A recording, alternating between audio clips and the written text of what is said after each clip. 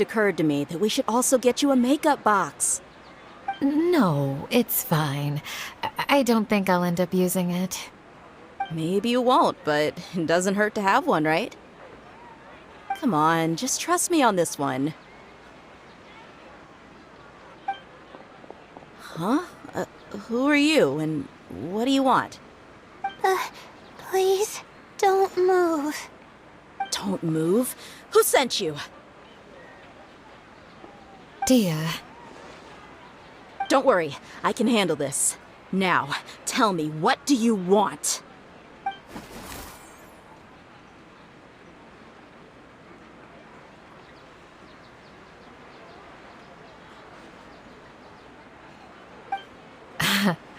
I believe she's looking for this. Here, take it.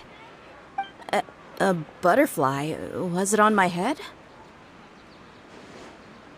Oh, you're... It's been a while, Layla.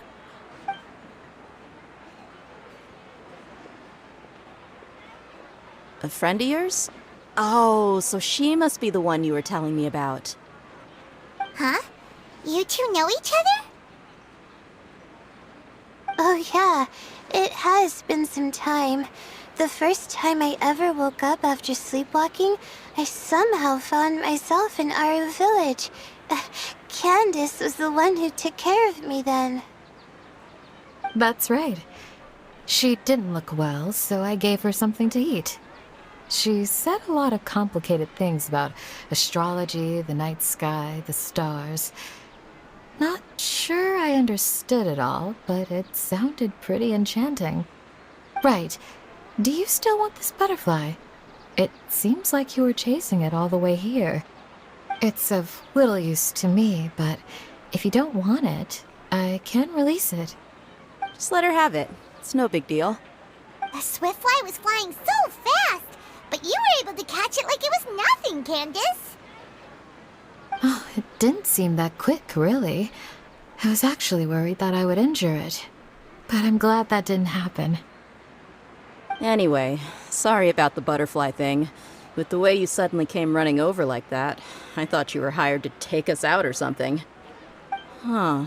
On second thought, I guess I've never seen an assassin that looks tired with dark bags around their eyes. Oh, you must be taking part in the championship. Take it from me. Don't let it stop you from getting some rest. I'll do what I can. Thank you. We'll be on our way then. See you later. Alrighty, let's bring the Swiftfly back together with Layla.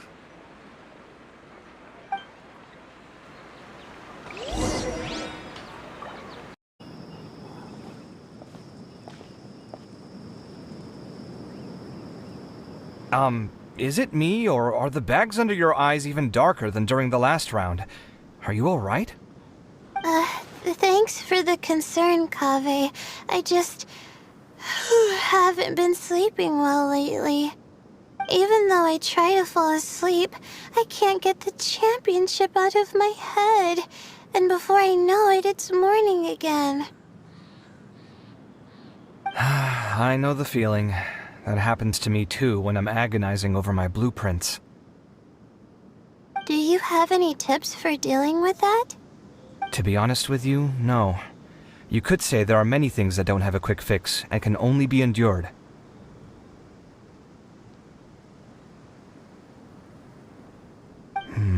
I suppose you can think of it as something akin to an illness. Sometimes there's no effective cure, so you just have to let things run their course. I don't know what's stressing you out, but I can feel all the anxiety and pressure coming from you. The next round's about to start, so chin up and do your best.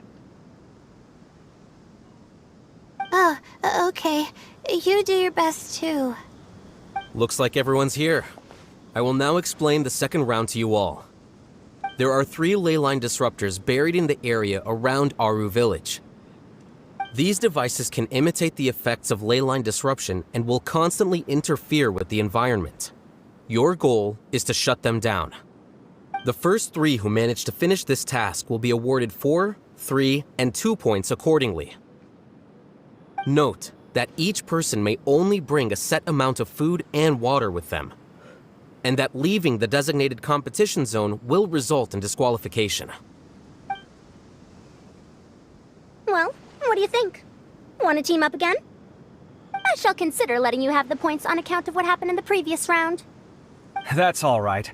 I've been here many times, and in any case, machines are one of my specialties. I doubt this will be particularly difficult. It's good to see such confidence in a youngster like yourself. I also happen to be well acquainted with this place. Let's see who will find these devices first. But aside from us, you should remember that there's a favorite for champion. We must be careful of him. A favorite to win? Who is it? Shh! Not so loud. I mean that boy, Tainari. He took first place in the previous round, and if he does so again this time, we may as well declare this competition over. That boy knows a great deal. Perhaps he might yet follow the trail of some desert creature to the devices. That's true. It does look like his odds of winning are pretty high. He already has Kale, who is an excellent pupil. If he were to win this round as well, then wouldn't we just be letting him have all the fun? As his senior, it's my solemn duty to prevent such an inequitable arrangement from happening. I'm off. I'll get going as well. See you later. How are you feeling? I think I'm okay, but I'll take things slowly for now.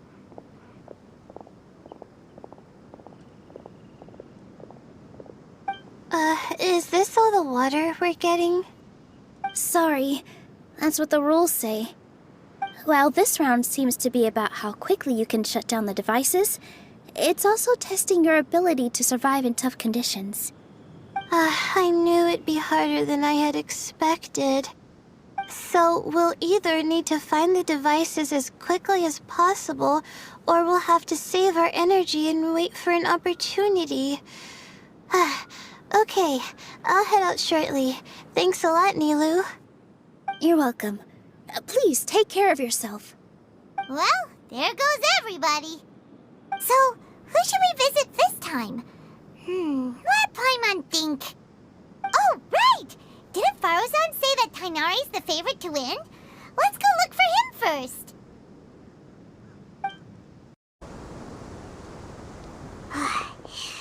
So hot. If only there was some shade for us to cool off under. We still have a long way to go, so you'll need to hang in there for a while longer. This is not a good place to rest anyway. Okay. But don't you feel hot too, Sino? Of course, but I'm accustomed to these conditions. Care to share any tips? Paimon's about to melt away. Just try to stay focused. Use your willpower to support your mind. The moment you start to give in is when you'll feel more tired. Take one step after another.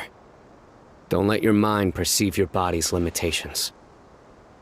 We must get somewhere safe before we can relax. Okay, if you say so. But where would be a more safe place to rest? Paimon thinks this is a perfectly safe place to stop. Just look around, it's just sand and desert. There aren't any monsters for miles around. Whoa! Where did these scorpions come from? Watch out. Something's not right about them. Whew. Well, Paimon really didn't expect to see those here. Those weren't just normal scorpions. See? There are marked numbers on their pincers. They were raised by someone. Someone doesn't want us to show up at the auction. These scorpions were sent to keep us away. We are surrounded by desert as far as the eye can see. If we were killed out here, nobody would ever know. This place is super dangerous. Good thing we didn't let our guard down. Something's not right. There are no roads in the desert, so how could they know where we are? Stay still. Here's the answer. They must have planted this on you. Huh? What is it?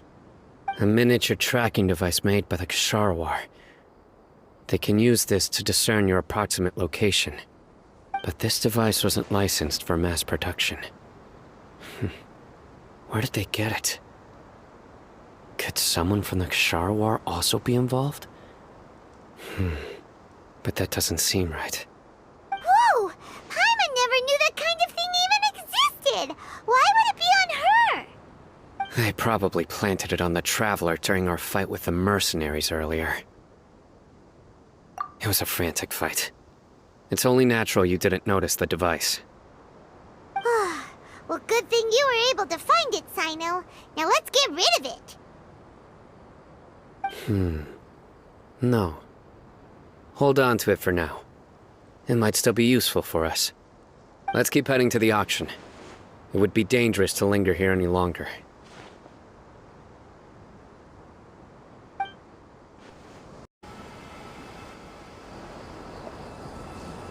Weird.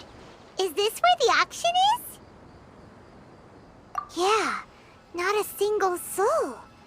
Maybe they're on break right now or something. We didn't waste any time getting here after we defeated those mercenaries. They shouldn't have been able to give any warning of our arrival.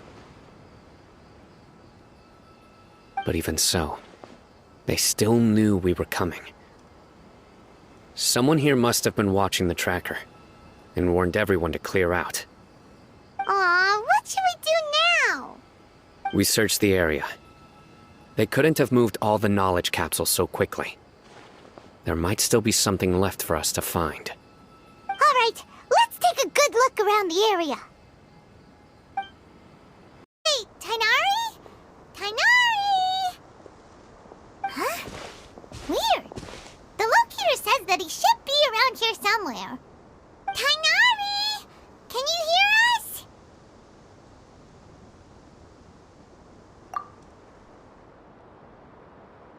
You're right! Huh? Oh no, it looks like he's fainted! We have to help him! Tainari, are you okay? It's so hot. Oh, so you passed out because of the heat? Are you not used to getting around in the desert? That's right. I usually bring lots of water when I go to the desert, precisely to avoid this situation. I went through all my water very quickly, and with the effects of the disturbed ley lines, I started feeling dizzy. My ancestors, the Veluka Shuna, were originally from the desert. But I guess this is what happens when a species migrates. They become intolerant of their original environment. This isn't the time for a history lesson. Let's get you some water. Humans. Such fragile beings. Your bodies can't even survive extreme changes in the environment. Here, take this. Let him drink it.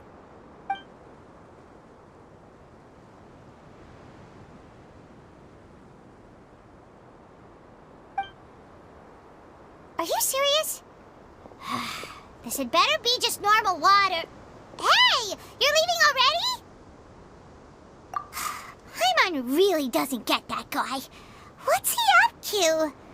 Anyway, let's focus on helping Tainari drink some water first. I'm feeling a little better now. Thanks, you two. Oh, it wasn't just the two of us. Just now. Found you at last. Sino, you're here too. I was concerned, so I came back to check on you. Will you be able to go on? The fur on my tail is so dry, it's practically been singed right off. I don't see any purpose in pushing myself beyond what is reasonable. It appears I'm not suited to this particular round. I should probably just return to Aru Village and rest. Really? So you're backing out? Yes. I do have my results in the first round to serve as a buffer, so even if I forfeit this round, I still have a chance to turn things around later. Withdrawing now will allow me to conserve my energy. Continuing to push onward would be counterproductive. A wise decision. Let's get you back to Aru Village. It's fine. I can make it back on my own. Oh, stop trying to be so polite. Come on, we'll help you back to Aru Village.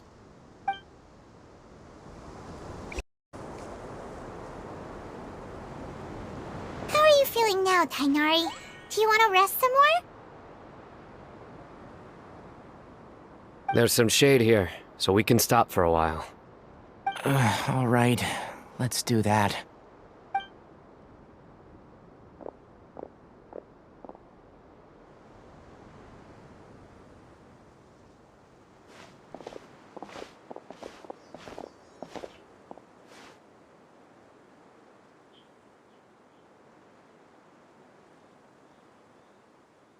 Oh, Sino and Tainari. And you've got the Traveler and Paimon with you. Oh, hey, Layla! Yeah, the sun was too strong, so I decided to take cover here for a while. What about you? Are you all done already? Unfortunately not. I'm not quite as capable as I thought. I intend to withdraw from this round. Sino and the Traveler are escorting me back to Aru Village. Withdraw? Can you even do that? I believe the rules do provide for such a situation. Alhaitham did say that the act of leaving the competition grounds would result in disqualification from the round. Didn't I ask you if you were all right before this? If you had just decided to withdraw then, you wouldn't have had to suffer. Well, I had to try, didn't I? So I tried, and it didn't work out, and now I'm backing out while I can. When I get back, I'm definitely going to make a batch of sun-resistant oil. Next time I venture into the desert, I'll be prepared. By the way, you're Layla, aren't you? You don't look very well yourself. Will you be all right? I did feel a little faint when I first entered the desert, but I feel a lot better after resting here for a while. Be careful not to push yourself too hard. Don't worry. I'm just... Feeling the pressure? Uh-huh. You can tell? Your expression is similar to the ones I see on criminals' faces when I interrogate them. To tell you the truth, I'm still not sure whether I have what it takes to represent the Ratawa Histarshan in the championship. Most people voted for me because of all the rumors surrounding me, and to be honest, those rumors don't really mean anything. Now I don't know how to deal with all the expectations they've put on me. Even the people who usually criticize me voted for me this time. So I feel like I have to live up to their expectations somehow. So their expectations are putting pressure on you. Yes. Actually, I heard that you were voted in as well, Tainari. How do you deal with it? To be completely honest, I don't really feel any pressure. Firstly, those who expect things from you do not necessarily do so for benign reasons. On the other hand, those who do consider your feelings certainly wouldn't want you to push yourself. Next, we are researchers. Our primary duty is to interact with knowledge, not to meet others' expectations. As for me, I took part in this competition to advertise for an academic lecture at Gandharvaville next month. I'll obviously try my best during the competition, but I won't let any additional pressure get to me. I think you can also try to find a clearly defined goal. That may help you.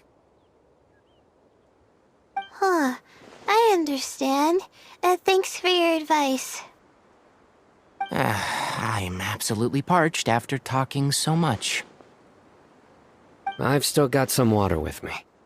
No, I'll be all right. We aren't far from Aru Village, so I can go the rest of the way myself. You should get back to the competition. Don't you want to win that limited edition card? Yes. All right then. Your spirit will live on through me. Hey, don't talk like that. I'm not dead, Sino. Everyone, I'll be heading back now. See you after the round ends.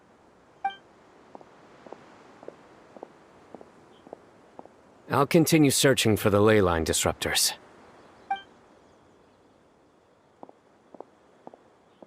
Are you feeling better now, Layla?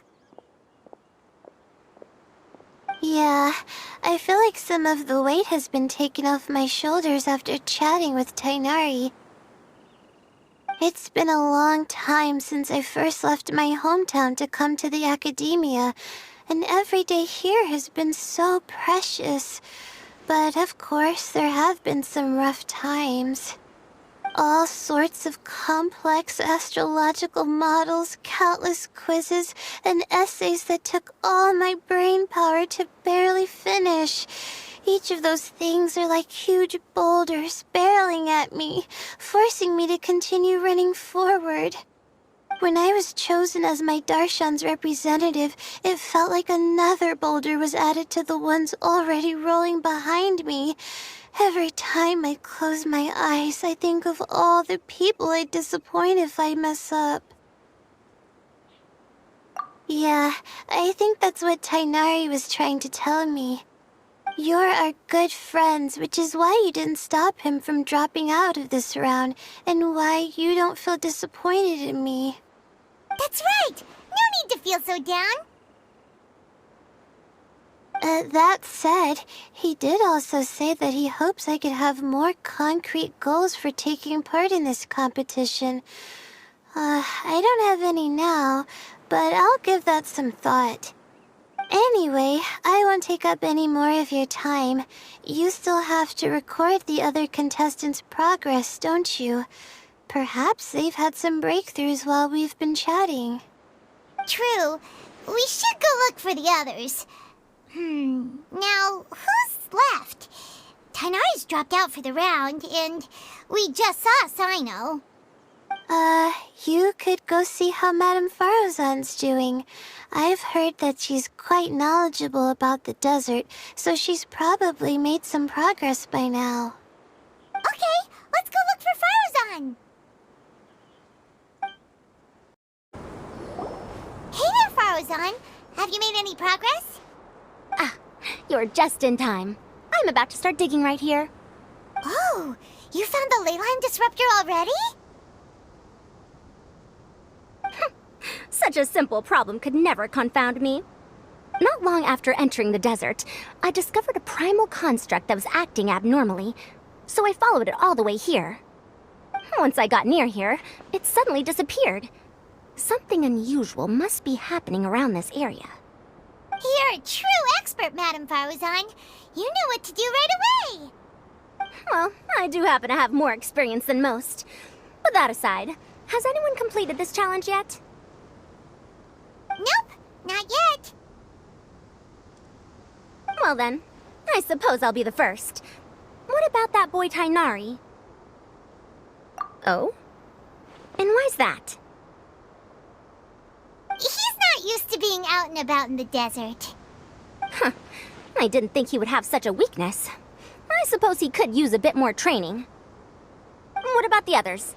Is that Ratawahist girl still a bundle of nerves? Tighnari gave Layla some advice, and she seems to be doing a lot better now. Sino just started his search for the disruptors, and as for Hat Guy, well, who knows what he's thinking. And what about Kaveh? Has he found a ley line disruptor yet? Paimon doesn't think so, or our locators would have already let us know. Strange. What's he lollygagging for? With his skills, you should have heard something from him by now. Well, I'm afraid the most thrilling moments are already done here. You should probably go find Kaveh and see how he's faring now.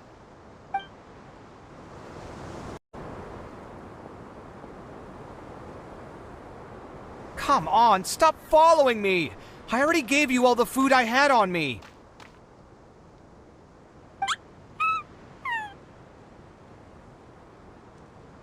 You can cry all you want. I don't have any more food.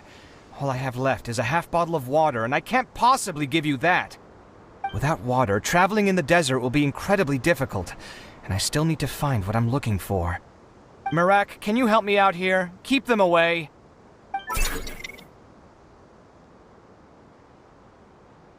Kaveh, there you are! Farozan told us to come see how you're doing. What are you up to? Just thinking about it makes me upset. Not long after I entered the desert, I was accosted by these fellows.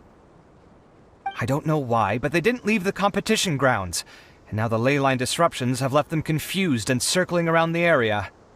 The moment they saw me, they wouldn't leave me alone. They even cheated me out of my limited food supply.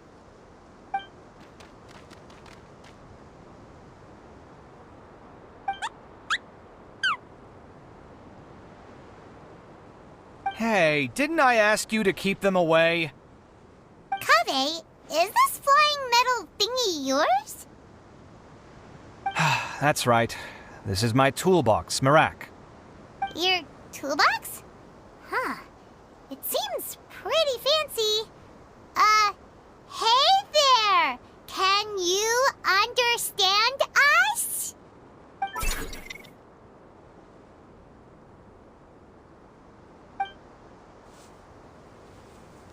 Sometimes I need to carry things when I go out, so it's handy to have a portable toolbox. Well, this definitely doesn't look like an ordinary toolbox, that's for sure. It's a long story. When I was working in the desert, I ran into a merchant group who had a machine core they excavated from some tomb. It was clearly from King Deshret's civilization. His technology still isn't fully understood, and Kasharawar has many different opinions on this topic. Our current theories cannot explain such mysteries. Upon seeing such a rare, complete specimen before me, I forked over all the mora on my person to purchase it. Some time back, I wanted to make an automated case that could store my offloaded items. With that core, I created Mirak. It can't understand commands that are too complex, but it can serve as my assistant and help me with things like mapping and surveying. Most importantly, it can't talk, so it can't give me any attitude.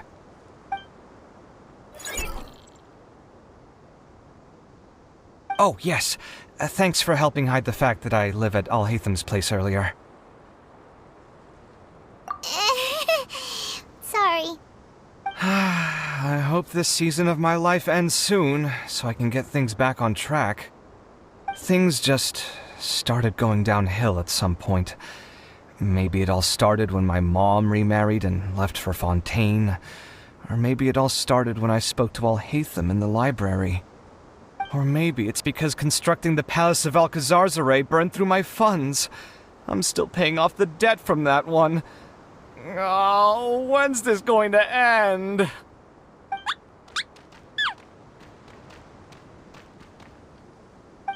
Now that I think about it, I guess we're all unlucky here.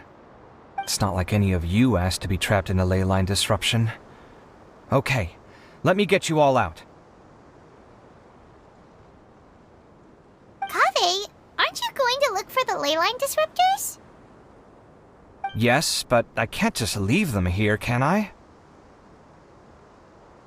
Oh, forget it. The more I think about this, the more I feel a headache coming on. I'll get back to searching once I get them out of here. Time's a-wasting. I'm off. Kaveh looks like he's conflicted. He really wants to win, but he can't ignore those he wants to help. Paimon's always felt like he's the type who easily gets himself into tough spots. Paimon doesn't mean this in an insulting way, but he seems like the kind of guy who'd be really easy to take advantage of. Whoa, someone's done already! Paimon also wants to know. Let's go back and ask Al-Haytham. Verification complete. Congratulations on being this round's first winner, Sino. Ooh, so Sino was the quickest! I am from Spontamod, after all. We know a lot about ley lines, so finding a disruptor was never going to be particularly difficult for me. Since the Traveler and Paimon also happen to be here, do you have anything you want to say? Anything I want to say? My friend couldn't continue on, so failure was never an option. The bonds of yesterday will forge the road to tomorrow. With the ties of friendship that bind us, I won't lose to anyone. That's a line from King of Invocations, one of my favorite works, and it sums up my thoughts right now. It might be a good thing that Tainari isn't here, or else he'd give Sino a good smack right about now. Oh wow, it's already so late. Everyone's probably running low on food and water. It'll only get harder from here on out. Something similar happened in King of Invocations. What a classic. Any thoughts on that, Alhaitham? I have no thoughts regarding King of Invocations. Milu obviously wasn't asking about that. Deserts are much more dangerous at night, so this competition should be nearing its end. At the moment, only Farazan, Layla, and Kaveh remain. I wonder who the next person to find a disruptor will be. Wait, only 3 people are left? Tainari forfeited, and Sino's already done. What about Hat Guy? He also forfeited not long ago. Ugh, Paimon can't understand what he's thinking at all. But, like Alhaitham said, this round's almost over. Let's go see what the other contestants are doing.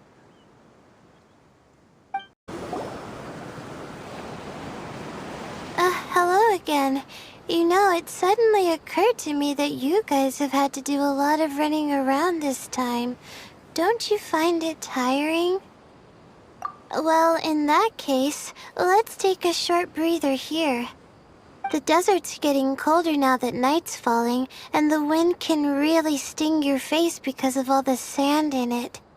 Has anyone finished this round yet? Sino's already shut one down. Have you made any progress yet? I circled the whole area, but I didn't find anything.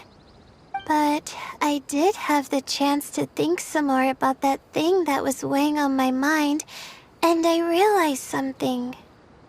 Well, my fellow Retawahist members must have all put my name forward for different reasons, and maybe a lot of them only picked me because they wanted to watch me make a fool of myself. But be that as it may, I believe that a lot of them genuinely do expect great things from me. And I want to live up to their expectations. I don't want them to regret putting my name down. Huh? But doesn't thinking like that put a lot of pressure on you? Of course, that comes with some amount of pressure for sure. But now I've thought about it, I don't feel like this is something I have to do. Instead, it's something I want to do. That may not sound like a huge difference to you, but it's helped me relax a lot. So don't worry about me. Well, that's great! Also, now that I've relaxed, I'm suddenly really sleepy.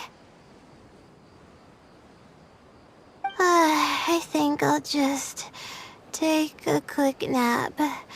Just a quick one.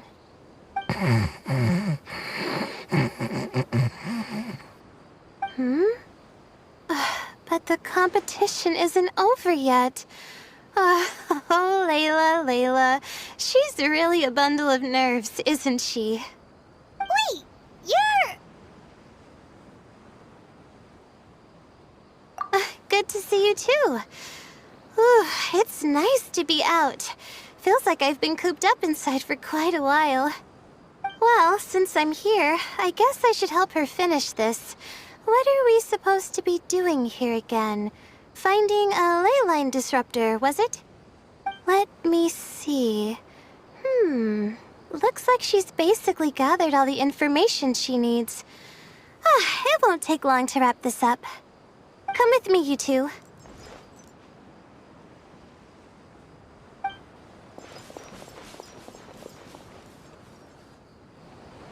it, right?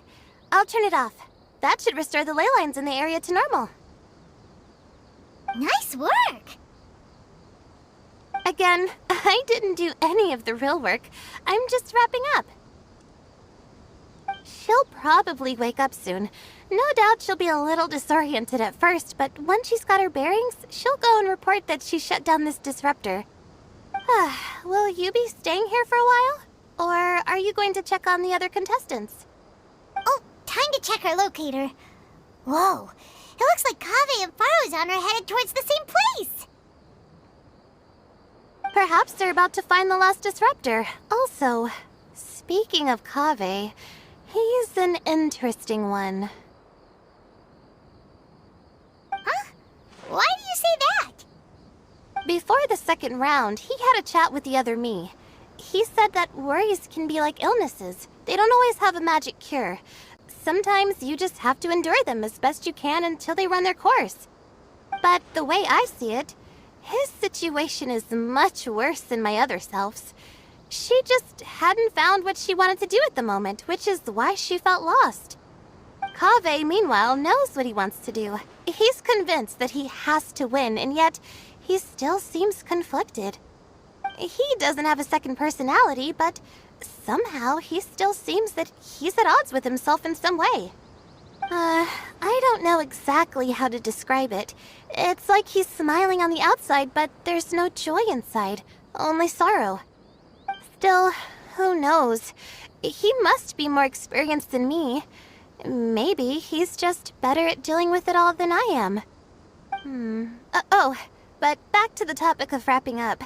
Shouldn't you be getting back to the action to record how everything plays out? Last one, then the round's over. Oh, true. Okay then, guess we'll be going now. We'll keep everything you said in mind. Around here.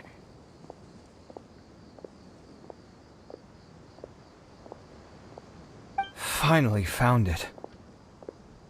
Kaveh? Are you? Oh, Madame Faruzan. And here I thought you would have finished this round by now.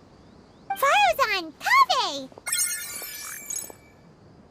Oh, looks like Layla's already done. I didn't expect that you and I would find a disruptor at the same time. How are the other contestants doing? Tainari and Hat Guy forfeited, while Sino and Layla are already done. You two are the only ones left. Huh? That's weird. Didn't you start digging really early on? Yes, I kept digging, but instead of finding a disruptor, I found a ruin. I fell down pretty deep, and it was completely dark in there. It took me quite some time to unlock the various mechanisms and return to the surface. That's actually really impressive. Finishing a week's worth of trials in such a short time. Huh. That's pretty amazing, Madame Faruzan. What about you? Why are you so late? I encountered a lot of lost desert foxes along the way, and I brought them to the outskirts of the competition zone. When I came back, I was absolutely parched. And then I blacked out. Probably from the heat, you know? When I woke up, it was already night. I used the last of my strength to come here. A most curious reason indeed. But are you sure you're all right? It sounds like you were in an incredibly dangerous situation. You said you were familiar with the desert, but the way you handled problems... It does feel rather at odds with your title as a genius. It was problematic, but that had nothing to do with me being a genius. It was my decision.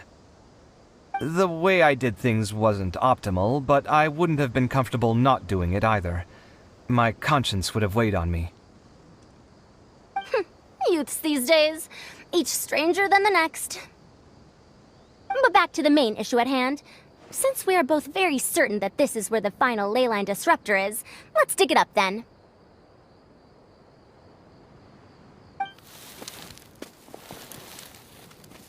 Well, this is indeed it. Of that there is no doubt. But how shall we count the score this time? What is it, youngster? You seem relieved. Oh, nothing. I was just thinking that this round's finally over. There shouldn't be any more innocent creatures getting wrapped up in danger. As for the points, I guess we can draw lots again later. I can't think of anything better. Alright, in that case, let's all head back to Aru Village. Paimon thinks you'll both need some water and rest. Looks like the second round is over. I wonder who is faster, Kaveh or Madame Farazan? Huh? Where's Madame Farazan? She went to get water. She'll be back shortly. We basically arrived at the same time, so we'd like to draw lots again. You get caught up in some things so easily, like drawing lots. I'm not caught up in anything! Don't make it sound like I take pleasure in having bad luck! Really? Then should I say that you have a curious affinity for drawing lots? I'll go get the box and slips of paper for the lots. Please wait a moment.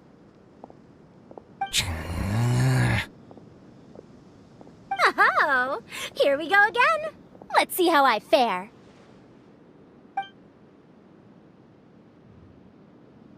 I got it! Did you see that? I won! Congratulations! Looks like Kaveh's luck's taking a turn for the better. Oh, finally! After all this time! It looks like you've been rewarded for your tribulations in the desert. This round's points are yours. And with that, our second round is done. Sino, Layla, and Kaveh are our victorious contestants. As for the current standings, let me see.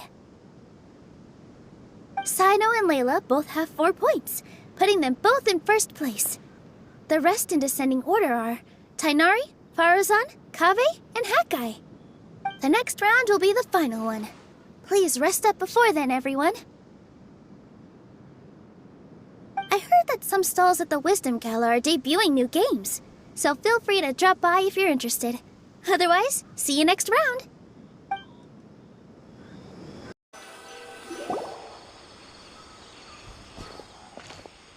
It feels like something's been on your mind this entire time.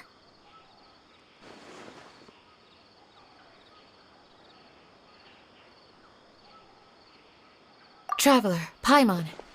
I finally found you. Finally? Did something happen? Don't you feel like there's something off about this year's Academia Extravaganza? When Candace and I were at the cafe earlier, we might have caught sight of some mercs on business. Thing is, they were disguised as tourists here to shop. But no disguise can mask the stench of blood. Just from their suspicious looks, I bet they do dirty work like kidnapping or assassinations. We eavesdropped on them for a while.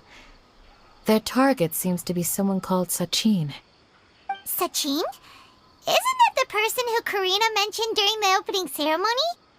He's apparently the sponsor behind the competition prizes and the Diadem of Knowledge, but he hasn't shown himself at all. Sounds like a rich person, all right. It makes sense now. The Eremites have been struggling to make ends meet recently, so a lot of groups have been doing private work that involves the rich. In their words, one gig sets you up for half a year. Just one job like this nets them enough mora to take it easy for a while. The extravaganza has brought many tourists to Sumeru City all at once, so it's likely that they took advantage of the bustle to sneak in. Dia and I wanted to directly capture them, but they were on guard and made some excuse to slip away. I would have tied him up if it wouldn't have caused a scene. Who's legally supposed to take care of this kind of thing? The Matra or the Corps of 30? If Sino were here, he'd definitely get involved. Why don't we head over to the Academia and tell Amatra? Thanks a million, you two. Not at all. It was coincidence on our part as well. Yeah, don't sweat it. The Eremites' reputation is gonna get even worse if these scumbags succeed. But this is Sumeru City. Candace and I don't have as much freedom to act here, so we're leaving this in your hands. Should you require our aid, come find us at the cafe.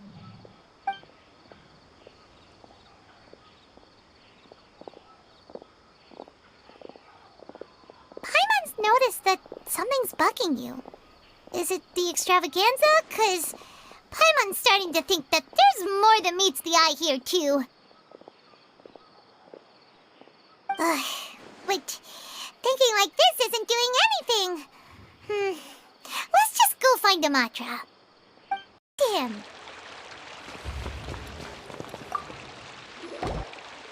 Hello, both. It's been a while. Do you have any issues to report? Someone's planning to kidnap Sachin. Goodness. Though I suppose it's not all that surprising. The growing popularity of the extravaganza has given him quite the reputation boost as its sponsor. He's seen as one of these super-rich types. Well, since he's got a target on his back now, shouldn't you send some people to protect him? To tell you the truth, we've thought about doing just that. However, Sachin apparently prefers to spend most of his time out doing field work, and hardly ever comes back to Sumeru City. No one has been able to contact him. Our only lead is something he once said. Each time the Inter-Darshan Championship is held, I will be watching from close by to choose a suitable person to inherit my estate. Assuming he remains committed to that promise, then he must be right here in the city somewhere. I suspect that the Eremites in question must have heard about that as well, and decided to come here and try their luck. So they shouldn't know where Sachin is either, right? I would assume not. Anyway, Mahamatra Saino is still on vacation, so I'll handle this. Don't you worry. A couple of kidnappers aren't going to get very far in Sumeru City these days. I have my ways of forcing them out into the open. All of that said, if you're interested in Sachin's story, why don't you try tracking him down as well? The sooner we ascertain his whereabouts, the quicker we can act to ensure his safety. I mean, you could task all the Matra and the whole Corps of 30 with someone's protection, but if the client doesn't show themselves, there's nothing we can do to help them. Fair point. Guess we should start searching for him too, but where should we start? None, I'm afraid. He's never committed any crimes or broken academic protocol, so we don't have a very detailed file on him. I've heard that Alhaitham has now stepped down from his post as acting Grand Sage and is back to being the scribe again. Maybe it's worth checking to see if he knows anything. Good idea! Okay, we'll head back to the extravaganza venue and see if we can find him. Hey, Nilu, have you seen Alhaitham anywhere? Alhaitham? Why, what is it? We're trying to track down someone and we need him to pull up some records for us. Oh, I see. Sorry, I don't know where he went. He's always the first to leave after the competition ends, and he never tells anyone where he'll be going. Huh. Yeah, actually, that sounds about right for him. Let me think. To be honest, he doesn't seem very interested in the extravaganza, so he probably doesn't stick around longer than he has to. To him, being a commentator is just extra work he was roped into. Do you guys know of any places he'd go after work? There's still one more round to go.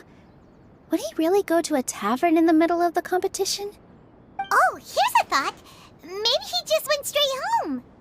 Paimon remembers that his house isn't that far from here, so we might as well check it out.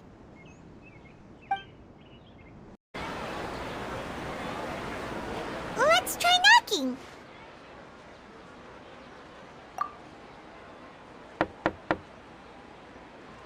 No answer? Maybe no one's home. Hello? Alhaitham? Are you in? We need your help with something. Oh, it's you two? Oh, Kaveh, you're home! Come on in, I'll get the door for you.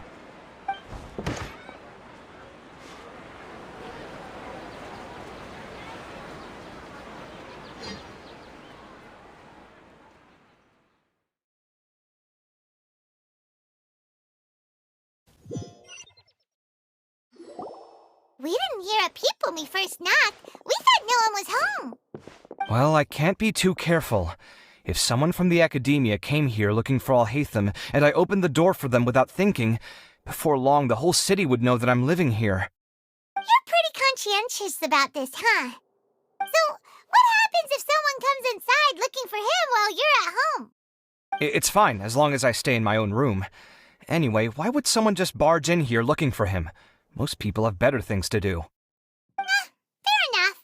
So do you know where he is at the moment? What do you think? Who knows what he does in his free time? All that matters to me is that he's out of the house. I wouldn't call it that. He's just incapable of saying anything pleasant at all. I told him how the second round went. I won the lot draw, remember? Because of good karma, of course. My luck's on the rise. But him, being him... Oh, you wouldn't believe what he said after I was done talking! You're always quick to remind me that you're my upperclassman, and yet you do not problem-solve in the manner becoming of an upperclassman. This begs the question of why we attach prestige to seniority at all. What does he mean, manner becoming of an upperclassman? What, am I supposed to earn the title of upperclassman now? And he didn't stop there.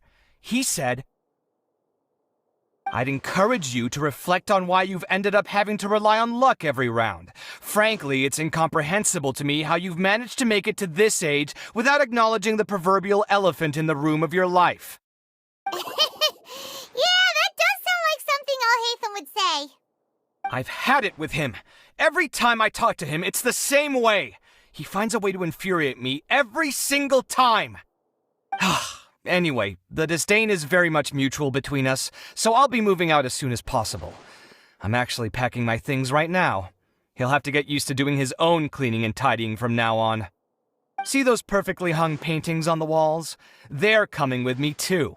If his life wasn't utterly devoid of artistic sensibility already, it certainly will be after today. Wait, you're moving out already?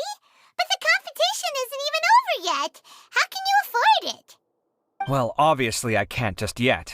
I'm just packing early to get ahead of the game. I've got my new place picked out already. The moment I have my hands on the prize money, I'm going to buy it and move my things right in. It'll take me 3 days tops to move out of here for good. I now know what I have to do to achieve this goal. No matter what happens in the third round, I will win. I will emerge triumphant. You'll see. Well, we'll be rooting for you. But are you sure you'll be all right? In what way? Layla said that she thinks you'll get caught up in internal conflict. Meaning what exactly? Oh, don't tell me you think I have serious personality flaws too. Oh, we didn't say that. But think about it. You say you want to win, but you also turned Farozan down when she offered to give you her points. Plus, you took it upon yourself to help those desert foxes. Wait, what's so unusual about all that? I gave you my reasons. I would have felt guilty otherwise. Where's the conflict in that?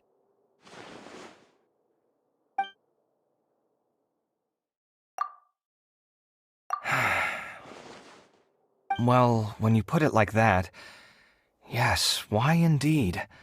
It's a good question. I guess it's just in my nature. Plus, if I just did nothing, then there'd be no escaping the blame if something bad came of it later down the line. But thinking like that all the time must make your life so exhausting. Not to mention that by helping out, you put yourself at risk. Fainting in the middle of the desert, for example. Was that really worth it? It's complicated. Look, let's maybe leave this conversation for another time. What was it you needed Alhaitham's help with, anyway? Sachin? Huh. He did actually mention a Sachin recently. I remember he brought a few documents home that day. He was thinking out loud as he looked through them, making some notes and doodling as he went. He even suggested that I should take a look, but I didn't. Give me a moment. Let me go find them.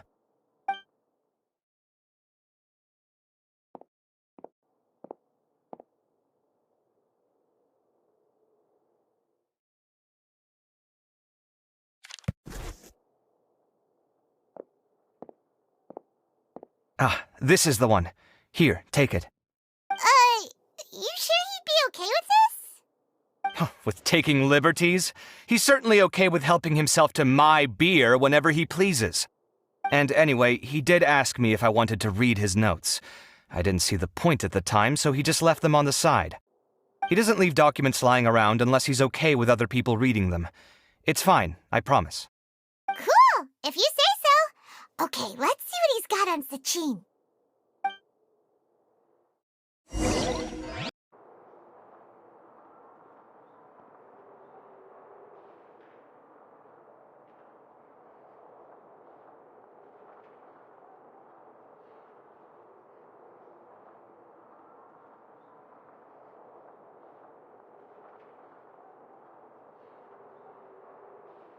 That was a lot of information.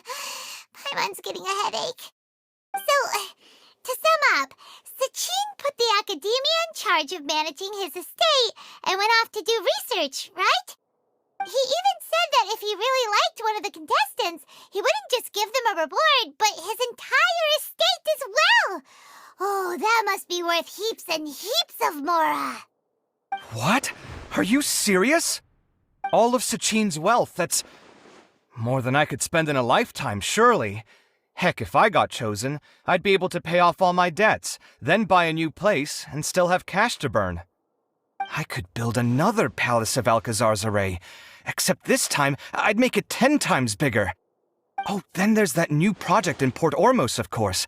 The bridge renovation. To do it properly would take upwards of... Hey, snap out of it! You're getting way ahead of yourself there, mister! You're right. First I need to focus on winning and moving out of this place. Huh? Wait a moment. There's a loose slip of paper tucked in between these pages. Did Alhaitham write this? It looks like he was jotting ideas down as he was thinking things over. Let's see. Two phrases have been circled. Sachin, dead or alive, unknown, and diadem of knowledge. Some of this stuff is just plain incomprehensible. Is this written in some other language? Let me see. Huh. I recognize this script. Give me a second.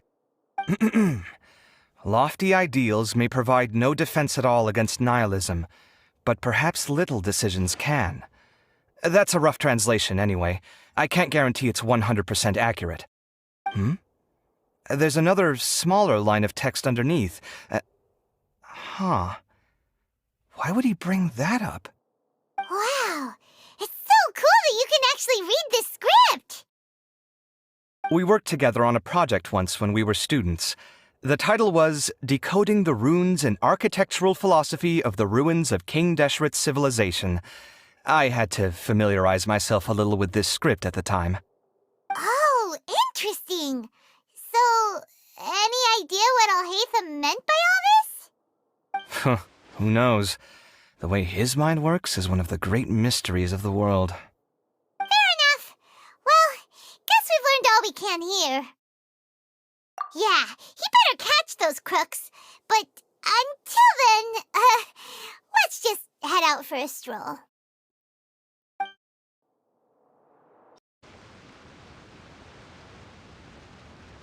Are you lost? No, I'm not. My name's Ayu, and I'm here because... Hey there, Chi-Chi. Hi, Gui. What's going on? Hi, Traveler and Paimon. You've actually come at the perfect time. This little boy seems to have gotten himself lost. I think he must be new to the city. Probably wandered away from his parents and... No, listen to me. I'm not the one who's lost. It's my dad. Your dad? How does a fully grown man manage to get lost in Liyue Harbor? Well, my dad's always been kind of forgetful. In the past, he was just a little slow to react sometimes. But I'm worried that it's getting more serious. So, what about your mom? She went out a few days ago to gather some herbs for my dad, but she still hasn't come back. Meanwhile, my dad's been getting worse and worse. I remembered that the owner of Boo Boo Pharmacy always runs a clinic in Chingsa Village during the Lantern Rite, so I thought, why don't I take Dad to Liyue Harbor to see him there? When we got to the city gate, I took a moment to ask the Millith guards for directions to the pharmacy. And then, when I turned back around, my dad was gone. I asked the Millith guys to go find him, but he said they won't be able to send that many people. So then I figured maybe I could ask some other people in the city to help. You came to the right place. We're pros at finding people. Isn't that right, Traveler? Changshan can help. She has a good sense of smell, like a dog. Hey, who's talking about me behind my back? Chengsheng, Chi-Chi meant that as a compliment. There's no need to be upset. Hello, child. You mentioned that you were looking for the owner of Boo Boo Pharmacy. How might we be of service? You have a talking snake? Oh, are you Uncle Baiju? Uncle Baiju? Chengsheng, now's not the time.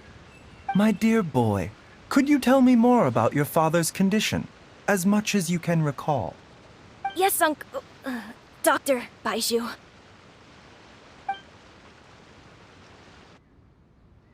I see. And your family lives near Qingse Village, you say? I visit patients there frequently, but I don't recall ever seeing you or your parents. Uh-huh. My mom doesn't like meeting other people, especially during Lantern Rite. She always tells me to just stay at home and keep my dad company. Is that so? Ayu, by any chance, is your mother's name Jiangli? Whoa, yeah, it is! Do you know my mom, Dr. Baiju? I certainly do.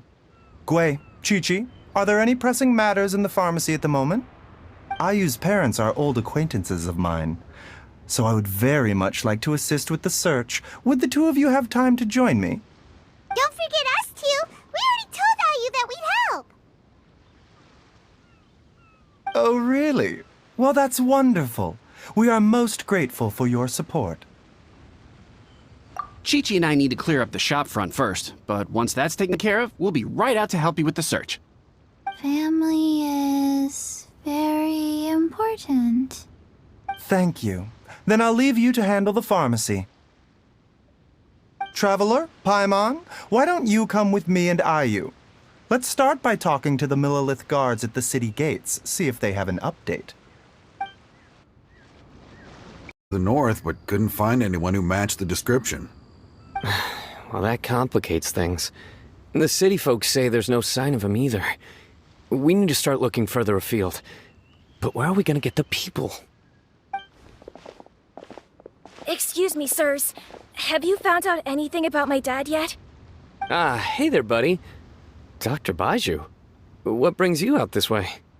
The boy asked for our help, so we're here to join the search. Any new developments to update us on? Oh, thank goodness. We were just discussing how we're running out of manpower. As for updates, I'm sorry to say that we've searched the surrounding area thoroughly, but didn't find anything. The guards at the crossing up ahead said they hadn't seen anyone either, so we don't believe he was heading towards the Guili Plains. But it is possible that he was bound for Luhua Pool. Luhua Pool? The terrain there can be tricky to navigate. Let's hope he hasn't run into any trouble. You will? Oh, great. We can't thank you enough. Sorry we weren't able to find your dad, buddy. That's okay. Thank you for trying.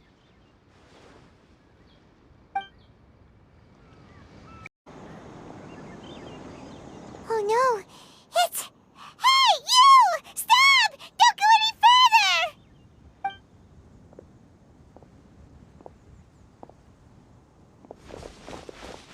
Watch where you're going!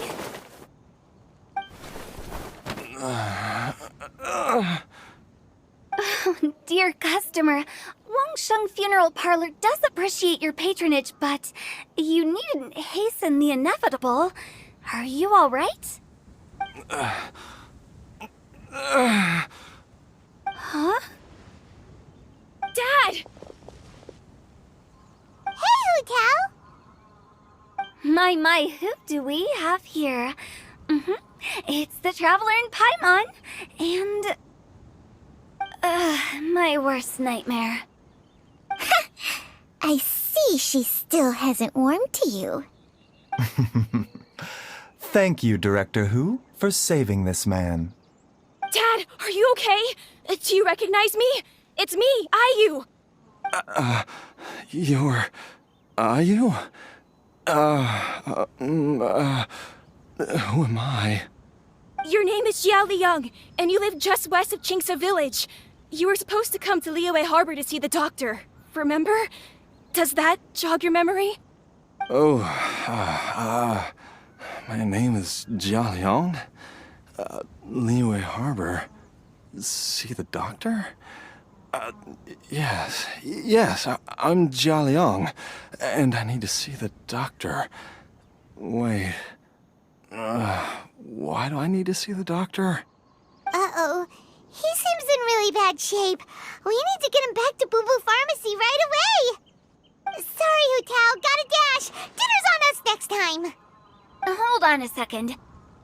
You're not seriously thinking of taking him to Boo Boo Pharmacy in this state, are you? Huh? Why not? What's the problem? Come on, Baizhu. Don't tell me you haven't noticed it. Didn't your master teach you how to spot the signs? Why do I get the sense that you spotted them right away, but you're planning to use it for your own ends? Use what? What are you talking about? Paimon's lost. There are traces of god remains in Jia Liang's system. Yes, but more importantly, they're on the verge of an outburst. If that happens, the consequences will be unthinkable. Paimon, sorry. What? God remains? There's no need to worry, Director Hu. I have methods of keeping them at bay. It is the sworn duty of all who practice medicine to cure illnesses and save lives. What reason would I have to neglect a patient in need who is right there in front of me? Besides, it was my late master's dying wish to be able to save this patient in particular. Perhaps out of respect for him, you could give me a day's grace so that I have time to treat him? Now you're bringing my great-uncle into this? Baizhu, just what are you planning this time? Merely to cure this man, nothing more. But of course, if you have any doubt as to my intentions, you are more than welcome to accompany me to Boo Boo Pharmacy and monitor my activities. Oh, really? I thought I was persona non grata at Boo Boo Pharmacy. You're being unusually generous today. Okay, deal. We're not going to solve anything by keeping Jia Liang here. I'm happy to do it your way, but only for my great-uncle's sake and the travelers, of course. You must be pleased you brought the traveler along. Otherwise, this would have been a much more vexing ordeal. Well, time is of the essence. Let's get ourselves back to Boo Boo Pharmacy at once.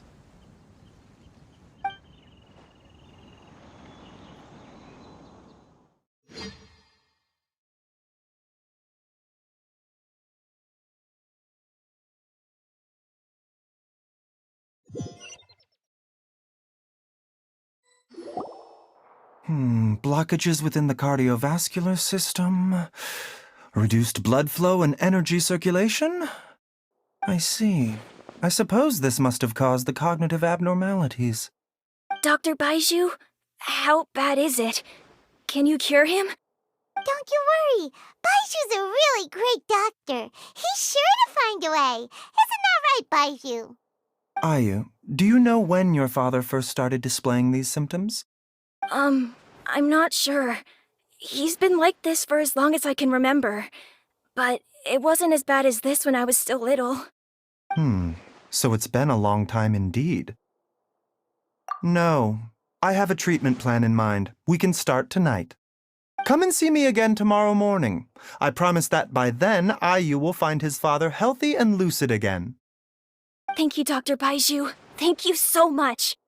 If you still have any misgivings, Director Hu, please feel free to hang around for as long as you wish. However, it would be best if you step outside this room. A doctor must be able to focus when treating a patient. Any distractions heighten the risk of complications. Yes, of course, absolutely. I'll just go and look at the flowers or something. But I will be back in an instant at the first sign that something's amiss. See you tomorrow, Baizhu and Chung Chung. Bye for now, everyone. Are you ready, Baizhu? Ready as I'll ever be. I'm used to it by now. Come on, let's get started.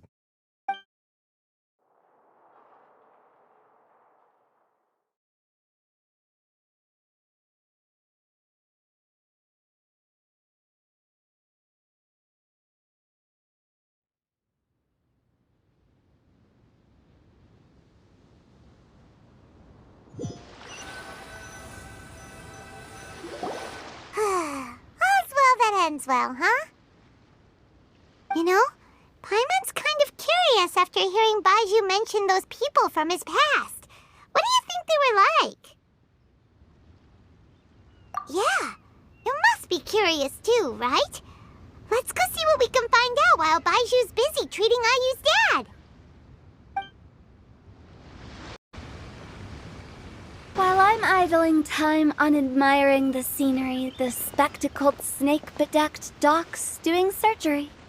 Hello, you busy bees, and what do you have to discuss with the funeral director today? Actually, don't tell me. Let me guess. From the looks on your faces, you've got some questions for me. Guilty as charged. So, we were just a little curious about Baiju's master. What was he like?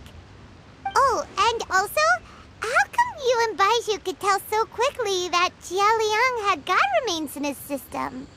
Huh? I thought I told you once before. Wangsheng Funeral Parlor was first founded to fight back against the vengeful wrath of gods defeated in war. Well, it is a dusty old tale by this point.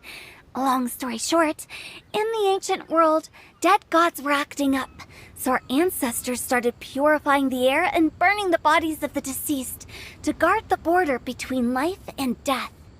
These days, we don't deal with the wrath of the gods anymore, but all the relevant know-how is still passed down to each generation, so we can identify gods' remains when we see them. Okay, Paimon gets it now. Wait, so how did Baizhu learn to spot them? Almost certainly from his master, who was also my great-uncle.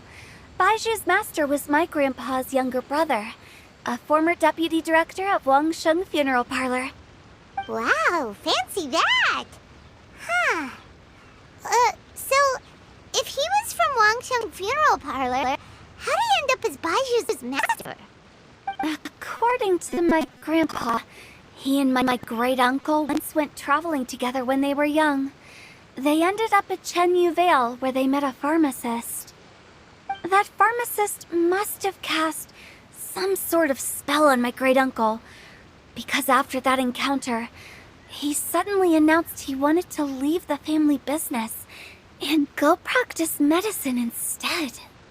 My grandpa had a huge argument with him, but he couldn't convince him to stay. So my grandpa inherited the funeral parlor, while my great-uncle stayed in Chenyu Vale to practice medicine. They never spoke to each other again. Funeral director to doctor is a pretty big career change. Kinda hard to imagine. But why did it drive a wedge between them for the rest of their lives? That seems a bit extreme. If he had just become a regular doctor, there would have been no issue. After all, the Wangsheng Funeral Parlor wasn't unlike a regular doctor's clinic in the early days. But according to my grandpa, the pharmacist they met had a very ominous aura about him. And on top of that, the kind of medicine practiced in the Chenyu Vale tradition goes against the natural order of things. In what way? Don't know. My grandpa didn't know the specifics. And you've seen how wary Baizhu is around me. He'd never tell me anything. But even that says to me that he definitely has something to hide. One thing I do know about Baizhu is that he's obsessed with the idea of immortality. But whether that has anything to do with what he's hiding is hard to say. Anyway, so I will be sticking around here for now to keep a close eye on the situation. Maybe tomorrow I'll finally figure out what he's up to. Dad!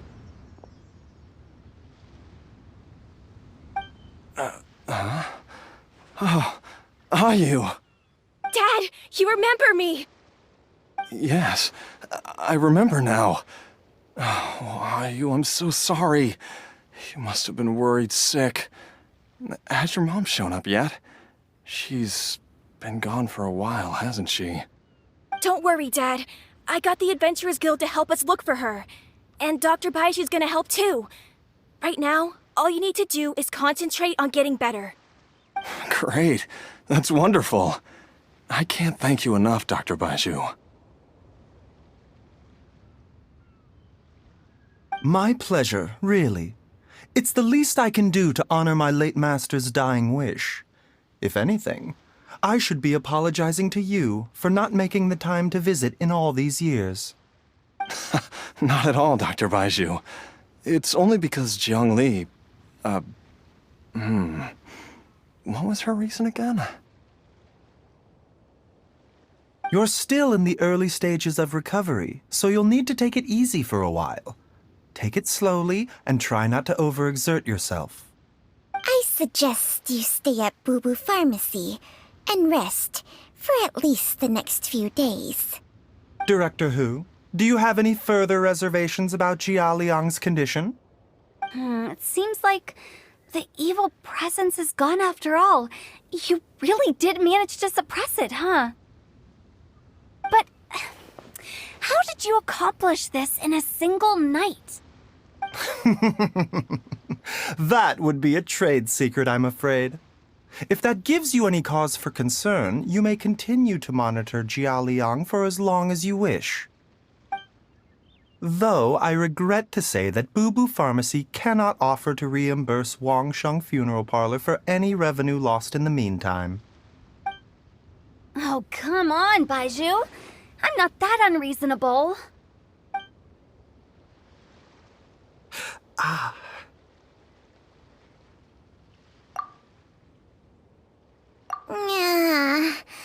been stuck indoors for too long. Baiju, take me outside for some air, or I'm going to suffocate. Yes, of course. Everyone, please excuse Changsheng and myself for a moment.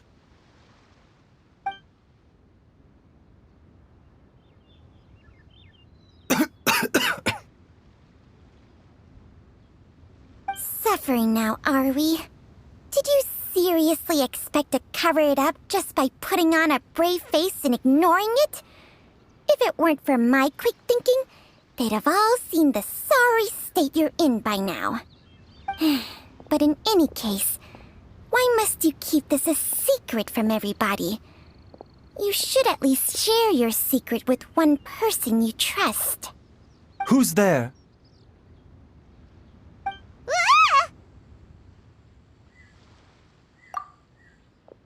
Why did you follow us here? Oh, it's nothing. I just needed to get some air. What did I just say about putting on a brave face? Traveler, Paimon, the truth is, Baiju did not cure Jialiang's illness. Instead, he transferred some of his own life force to his patient to temporarily subdue the poison in his system. Baiju, can you please explain all of this? My predecessors in medicine forged a contract with Changsheng. Every successor to this contract is able to use Changsheng's secret art to treat patients. I believe the irregularities with Jia Liang's heart meridian were likely caused by a poison concocted using god remains as a key ingredient. The poison has not been purged from Jia Liang's system. Rather, I infused him with some of my own life force, using Changsheng as the delivery medium. This will suppress the poison's effects for a limited time. Changsheng? You can do that? Huh. Paimon always thought you were just Baiju's strange choice of a necklace. Hey, I'll have you know that I commanded the respect of even the Adepti back in Chenyu Vale.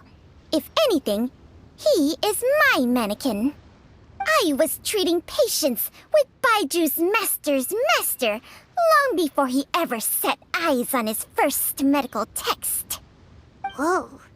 Guess you shouldn't judge a snake by its skin. Please, that's enough. Wait a sec. Huto was saying that the branch of medicine you studied uses some pretty dubious methods. So, when you transfer your life force, does that mean you're actually damaging your own body? Hardly. Jiangsheng helps to keep my qi in balance, so there is no great harm done. Still, Baiju's life force is not unlimited. We must find a way to neutralize the poison in Jialiang's body, and soon. Traveler, Paimon, would you lend this dummy a hand? He needs someone checking up on him, or he'll exhaust himself trying to accomplish everything on his own. Baiju, don't you think you should seize this opportunity? You cannot expect to hide this from everyone for your entire life. Time will see that all secrets surface eventually. Entire life? Thank you, Traveler and Paimon. Huh. Paimon doesn't think we've seen this side of you. But there's no need to thank us. You've helped us out before. The poison in Jialiang's system must have accumulated over a prolonged period. I think I should pay a visit to their family home and look for clues as to how he might have been exposed to it. Yes, I asked Ayu this morning before you arrived. He told me that his family lives in a secluded spot to the west of Qingsa village. Let's head there together once I've asked Gui and Qiqi to look after the pharmacy. As well as investigating Jialiang's exposure to the poison, we should also keep an eye out for Ayu's missing mother, my fellow disciple Jiang Li.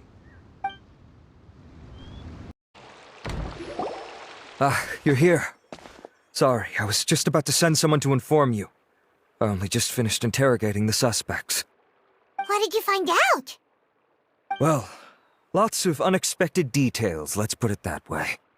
The mercs themselves were surprisingly easy to catch. We just had someone dress up as Sachin and they took the bait.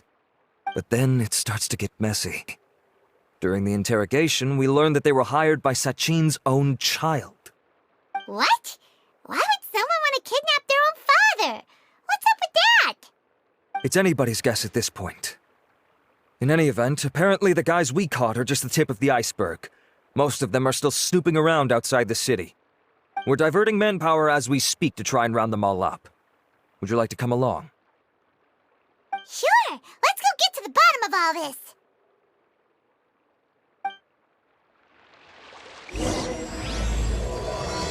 We got more company.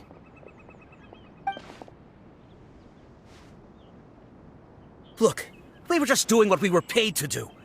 You're punishing the wrong people here. You want the real culprit? It's this guy. He hired us to kidnap Sachin. What happened? Who beat you all up? Wait, you mean you aren't with them? With who? Who did this?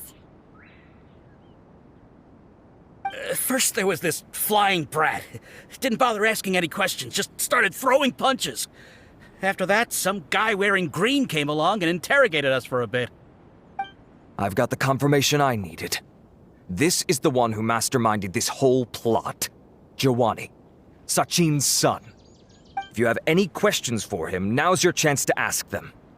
When you're done, I'm arresting them all and taking them back to the academia for further interrogation. So why did you hire people to kidnap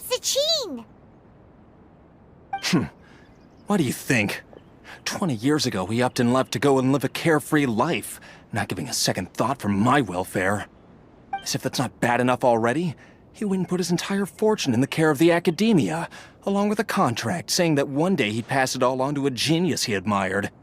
That's my inheritance. By rights. You expect me to sit back and watch it go to someone else? If he won't give me what's mine, I'll just have to take it from him.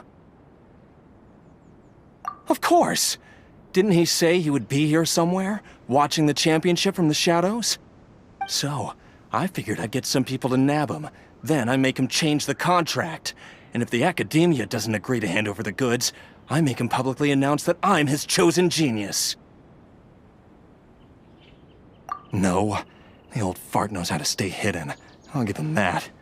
He's probably cooped up somewhere watching all this go on and laughing to himself. I already thought he'd gone mad 20 years ago. And who knows what a madman's truly capable of. Diadem of Knowledge? You mean that thing he donated to the academia? Well, I can tell you that it's very expensive. He sold a lot of assets to purchase it back in the day. Weird things started happening after he brought it home, too. For example, sometimes we'd hear a high-pitched voice coming from the storage room. Also, before donating it to the academia, he once shut himself in that same storeroom and researched it non-stop for days. Something was already seriously wrong with him by that point. Nothing he did shocked me. What do you mean, something wrong with him? I only have a vague memory of it, since I was very young at the time. But I have the impression that he went out into the desert for research and didn't return for many years. When he finally did return, he was a changed person. He would mumble incomprehensibly and write essays day and night. I asked if I could see what he'd written, but he chased me out of the room. Later, he went out somewhere and took his written essays with him. When he got back, he signed his contract with the academia. Part of me wonders whether he'd already stopped being my father by that point. Perhaps the man we called Sachin was a demon from the desert who was wearing his skin. Okay, you can stop now. You're creeping Paimon out. You can believe me or not. Doesn't matter to me. I told you all I know. But if you do see Sachin, tell him this for me. Whatever it is that he's researching out there, he'll always be garbage in my eyes. You finished? In that case, come with us. Well, we finally caught the guy behind all this. Thanks for providing us with the critical information. Do you still have any lingering concerns? Yeah, Al-Haytham's notes do mention that item. Scribe Al-Haytham looked into this matter. Understood. Well, if you believe there to be an issue with the diadem, I'd suggest contacting the organizers and getting them to pause the competitions while we investigate. That makes sense. Okay then, let's get back to the venue. We need to tell Karina what's going on. Karina! You're finally back. Where have you been? I looked everywhere for you. The third round's already started. We were out capturing some bad guys who wanted to kidnap Sachin. But that's not important right now. We think there might be something wrong with the Diadem of Knowledge, and we'd like to investigate it. The diadem? That seems unlikely. The Diadem of Knowledge has been used in every extravaganza over the last 2 decades, always without incident. Why has this come up now? This is pretty serious. Let me think. Okay, here's the situation. The diadem is currently in Mount Ima Forest. We moved it there before the third round began. In the third round, contestants have to go into Mount Ima Forest, find the diadem, bring it back, and place it on the stand. The first person to do this gets 4 points. Considering how close the scores are between our contestants, whoever wins this round is very likely to be the winner of the whole competition. As such, I suspect competition to be very fierce. You might not make it in time. I'll mark the diadem's location for you. Please head there immediately.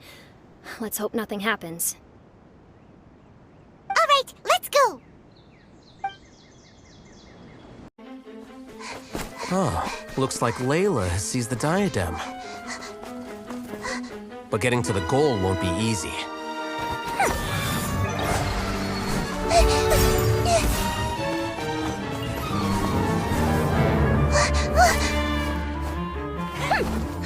That guy enters the fray.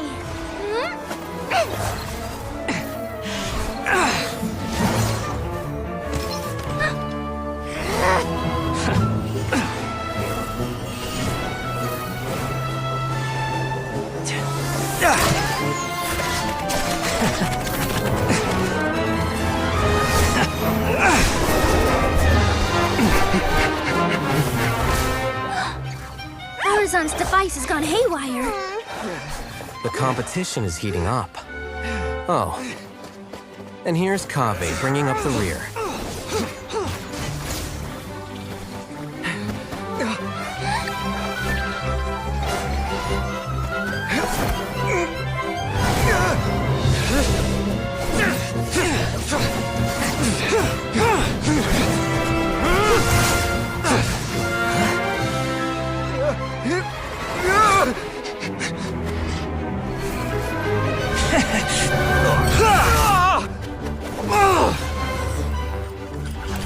It's Kaveh's toolbox!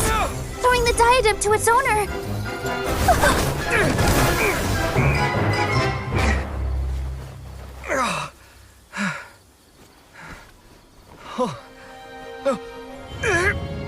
Yes, that's right. Put the diadem in place, and you shall gain all you desire. Who are you? I need you to get out of my head! I am confident that you will not disappoint me.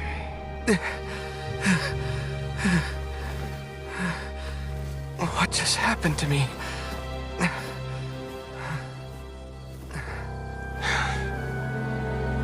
Something's wrong.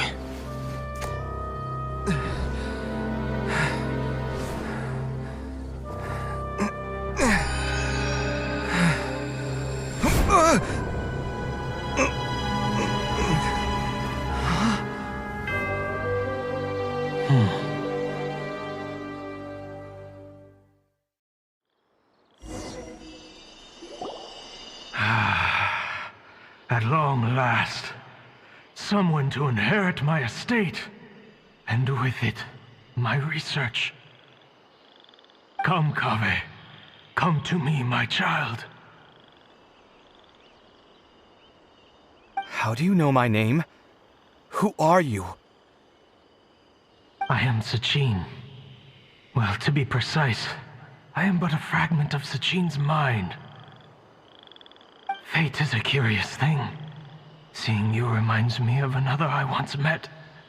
But you are made of sterner stuff than he, more cognizant of the trials and tribulations of this world. It is you who are worthy to inherit all that I once owned. We meet for the first time, children. But what I mean to say now is of utmost importance. So please, pay attention and bear witness. You have all performed outstandingly in this Interdarshan Championship.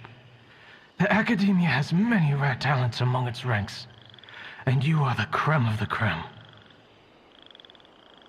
But if I were to choose a successor, I would choose you, Kaveh. Not only because you were victorious, but also due to our similarities in character.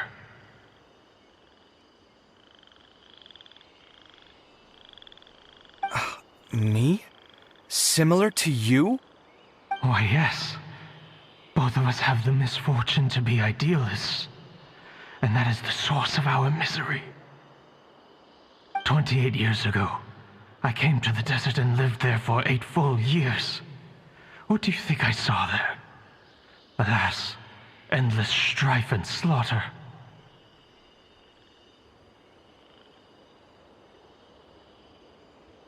Conflict over water sources, robbing of merchant caravans, exploitation of the people relentlessly, day after day. Beyond the wall of Samiel lay a completely different world from the one I knew. The things I witnessed there tormented me greatly. I wished desperately to find a way to save them. So, did you find a way? As a Vahumana scholar, I tried to use Vahumana knowledge to find the answer. I researched history and anthropology, performed countless experiments on human nature, and even sought out the scholars living deep in the desert who called themselves the Lost Darshan. But in the end, I found that the answer I sought simply did not exist. It was not possible to simply assign blame for these transgressions to any one party, for the sins are carved into humanity's very nature. Our nature begets conflict, and conflict begets destruction. This is the inexorable truth. The aim of my research was to draw lessons from history. But what I discovered was that history offers no such guidance. Things can only ever go from bad to worse. After this realization, I could no longer see the meaning in anything that I had ever learned.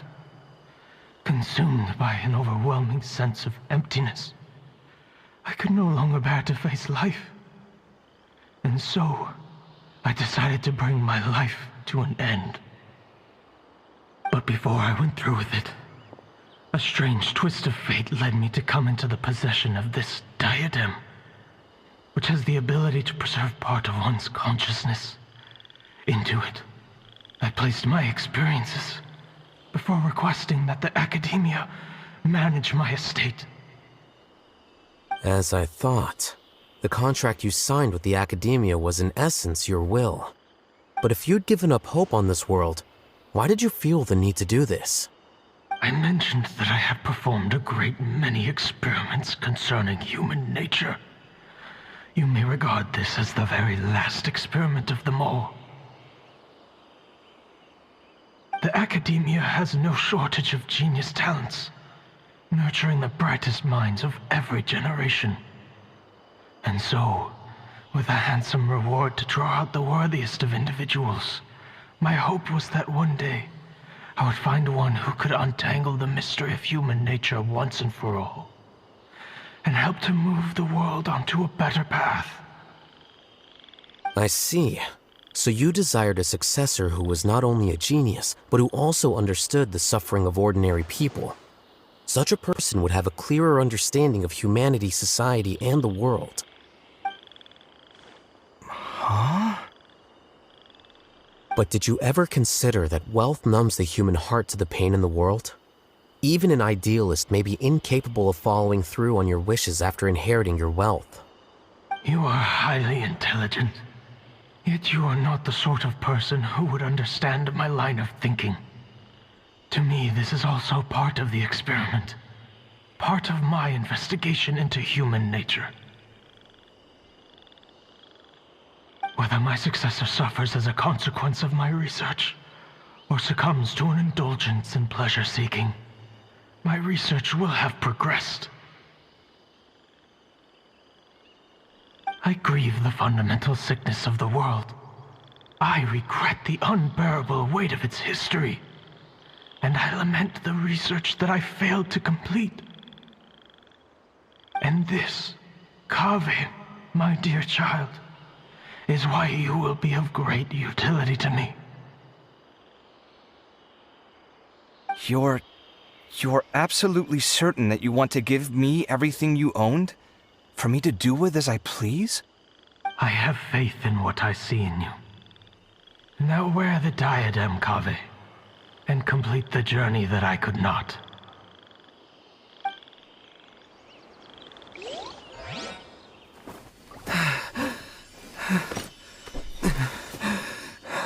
Will the verdict I reached cause you suffering?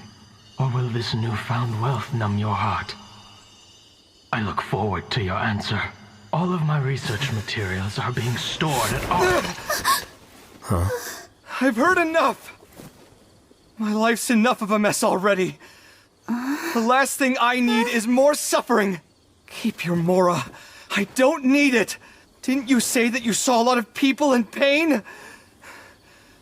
Well, if that's the case, then your wealth can go to them.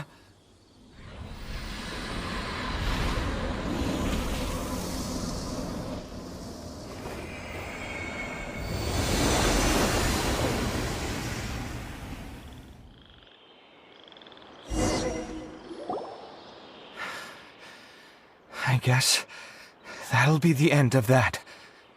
Kaveh. Are you alright? Any physical discomfort? I'm fine. Thanks, Tainari. Don't worry about me. Don't push yourself too hard. Kaveh. Kaveh may have broken the diadem, but he successfully completed the task prior to that. According to the rules, this makes him the victor of round 3. Points-wise, this also makes him the winner of the Inter-Darshan Championship. As the champion and Sachin's personally designated successor, Kaveh has obtained the rights to inherit the entirety of his estate. For the avoidance of doubt, can you confirm that it is your intention to donate all of Sachin's wealth? Like I said, he thought that the world is a bad place. Well then, let's use what he left behind to change it for the better. Rejecting the world will achieve nothing. He and I, we're not the same. All right. As the scribe, I will make a record of this incident on file. The sages will contact you in person for details on how exactly Sachin's estate is to be used. That sounds fine. I don't know if his research findings were right, nor would I know how to finish his research for him. But what I do know is that by ending this here, no contestants will have to suffer. We won't be the last. There will be more championships to come, and countless future scholars will follow in our footsteps. Sachin's words can only cause pain, but not anymore. No one else has to hear them now.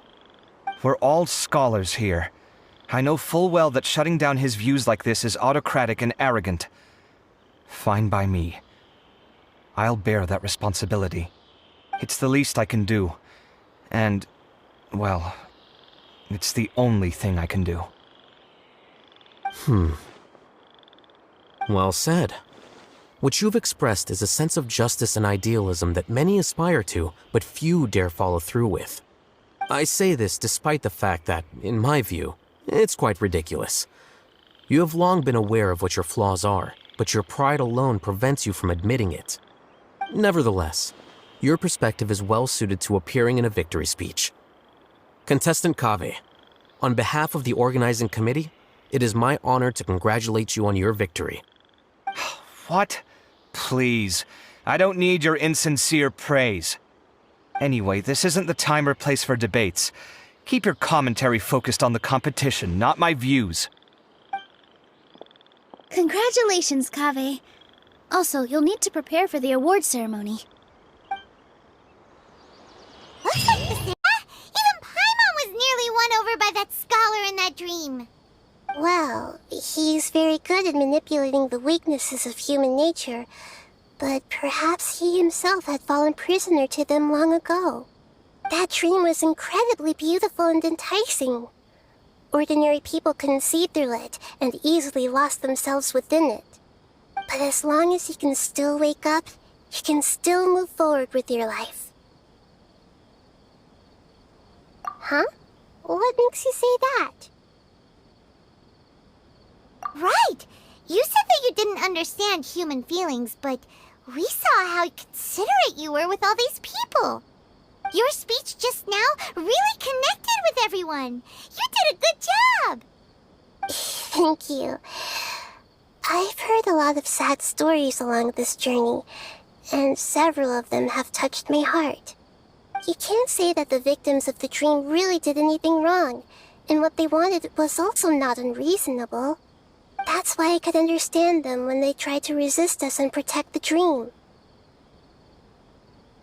But all of my understanding and stirred feelings probably can't even account for even 1% of the pain they've experienced. I don't think this 1% can be seen as an example of what you call empathy. You're too hard on yourself, that's for sure. Alright. I suppose going out into the world will help my confidence grow. I've learned that emotions are nothing like knowledge, and that's why it's hard for me to put them into words sometimes. Benuni, or Mercedes, said that I had never personally felt the pain of loss. But I have a vague feeling that this isn't true. The moment I entered the dream, I felt like I was wrapped in a blanket of warm feelings. It was so warm that it felt like I had returned to the start of my life, and I didn't want to wake up anymore.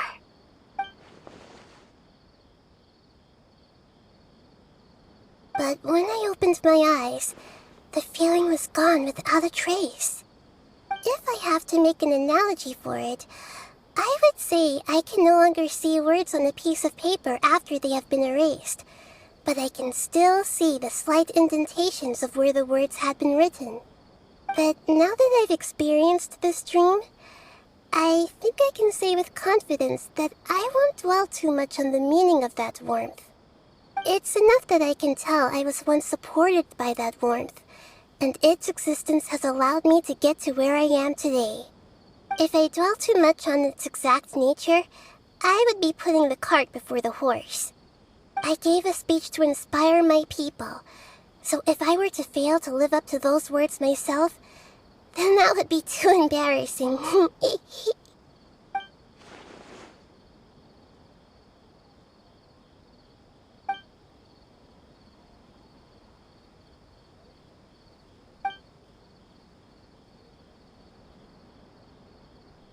Hey, what's with that serious look?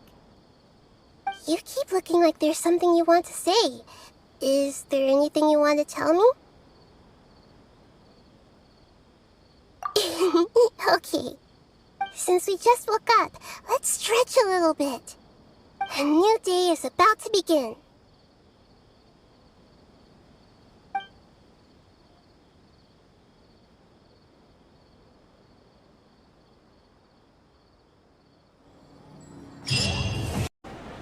Thank you all for your excellent performance. And that brings this year's Interdarshan Championship to a close.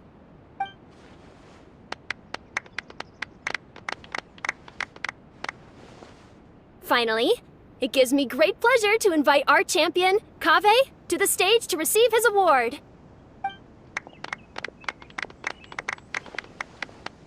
Typically at this point, we would crown our champion with the diadem as well as presenting them with their award. However, we have just received word that Kaveh has inherited Sachin's estate and made the decision to donate it all to charitable causes. Sachin's estate is getting donated? So much, Mora. And he gave it all up? Kaveh's generosity will give many struggling families the chance to change their lives for the better. Of course, without the diadem and prize money to present, this makes the award ceremony a little more concise than expected. Would you like to say a few words, Kaveh? I'm sure many of our audience, like myself, are curious to learn why you decided to give all this wealth away. I'm not entirely sure what I should say under these circumstances. I'm glad to have won, even though I'd say luck played a big part in that. As for why I want to give the Mora away, I don't support Sachin's views, and I don't want to take his Mora. With a lot of things in life, people need to experience them for themselves. It shouldn't be up to one person to make a judgment on. Not him, and not me either. Anyway, this isn't really the time and place for such weighty and complicated topics. So, I guess that's all. I'll leave it there, thanks very much. Oh, Kaveh, just one moment. While this is a short and sweet award ceremony, we do still have a prize to present you with. Please take this limited edition Genius Invocation TCG card. Additionally, your champion status will be logged in your record. This means that the Sages will give priority consideration to any future project proposals you submit.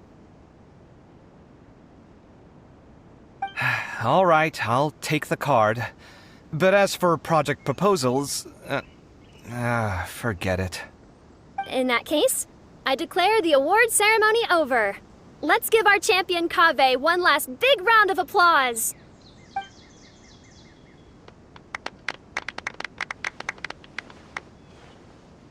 still don't really get it. The sum of Mora would have been enough for me to live in luxury for my entire life. That just means you're not strange enough to understand the way that geniuses think. Come on, we've still got the whole Wisdom Gala to explore.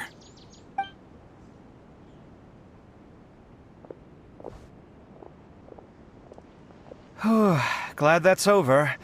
I think I'm quite good at giving speeches, but this one was just so tiring. Do you mean that you're still exhausted from the competition? Honestly, you don't look happy at all, but whatever else happened, you're the champion, you know? Don't you think you should be proud of that? I suppose. Oh, wait. Sino said he wanted the card, didn't he? And now I have it, right here. So you're gonna give it to him? But if it's a rare one, you should be able to make a tidy sum of more off it. Why would I do that? It's of no use to me whatsoever. I may as well just give it to him. Could you pass it on to him for me when you next see him? Whoa, whoa! This is a super big deal!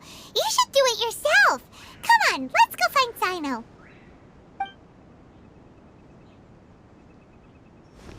Huh? But I was gonna rest for a while longer. Hey, stop pulling my hair!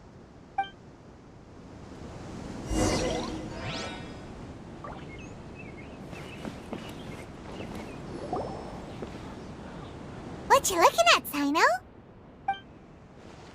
I'm still thinking about the Sachin issue. What brings you here? Well, they gave me this limited edition Genius Invocation card, and I figured you'd have more use for it than I. But it's a limited edition. Are you sure you want to give it to me? What else would I do with it? I have no use for it.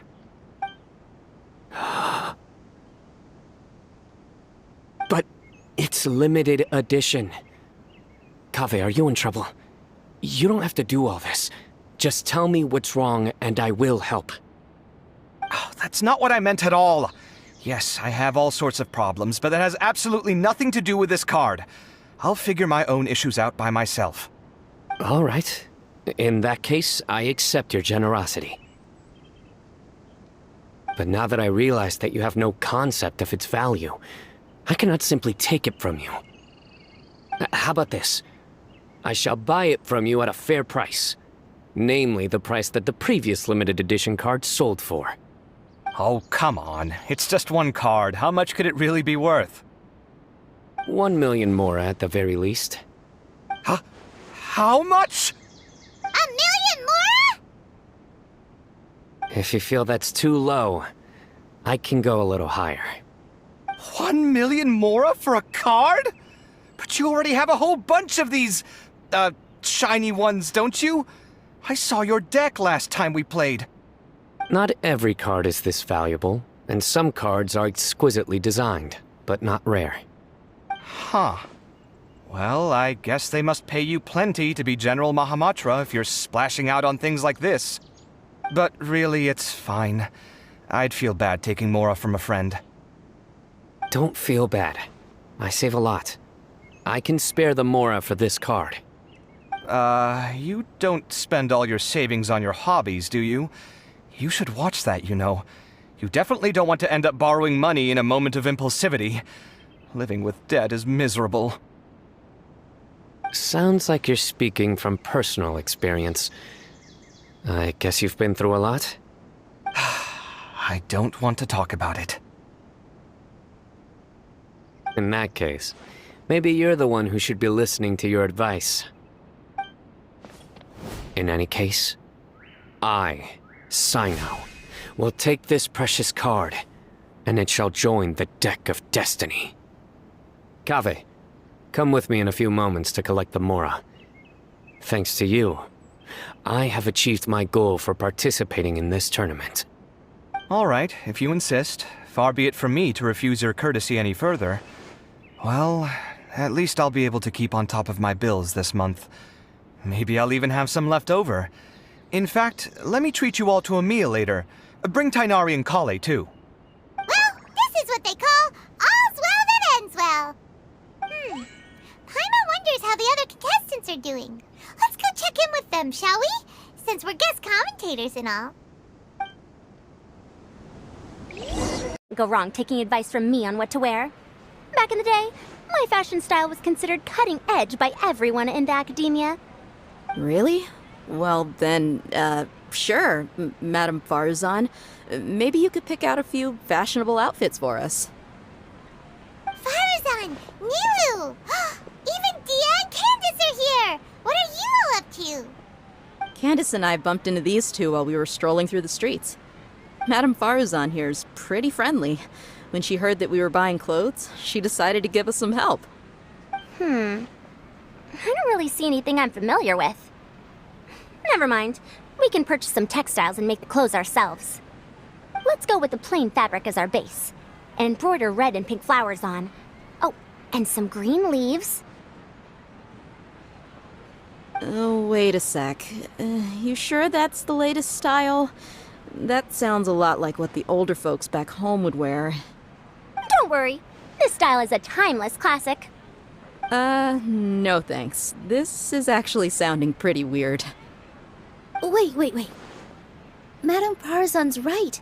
That style is a classic and used to be mainstream fashion. But these days, there's some other options too. If you don't mind, how about I pick some clothes out for everyone?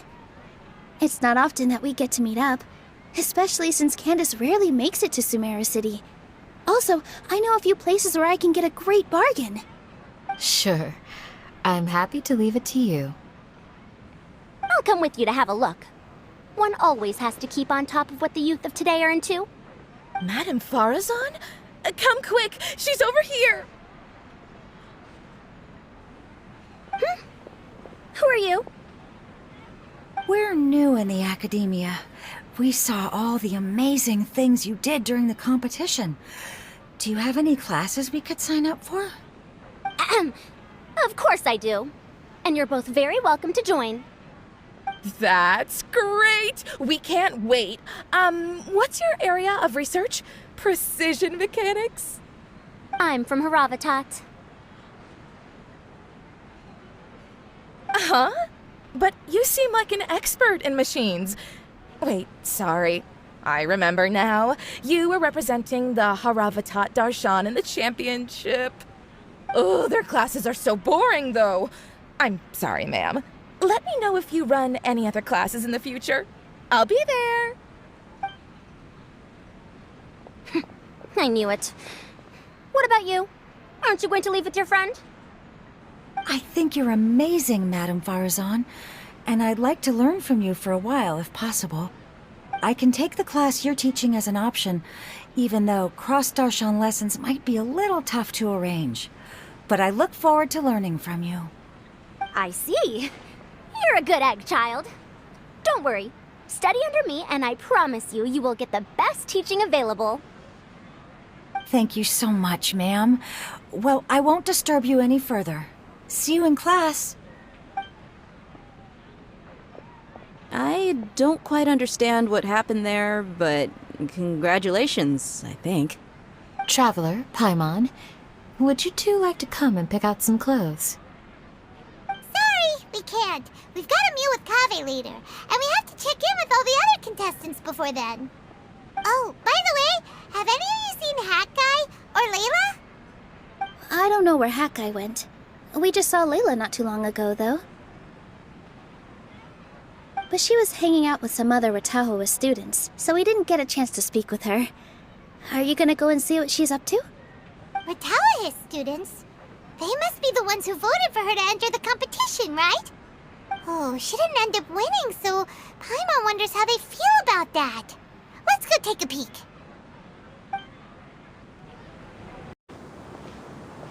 I'm sorry, everyone. I could have done better in the third round. Oh, stop it! If you're going to beat yourself up after doing as well as you did, how bad does that make us look, huh? Heck, it's not like any of us had the guts to enter the championship. I didn't see the whole thing, but you were the only contestant who scored points in both the first 2 rounds, right? And I heard that you actually found the diadem first in round 3. You came so close to winning the competition.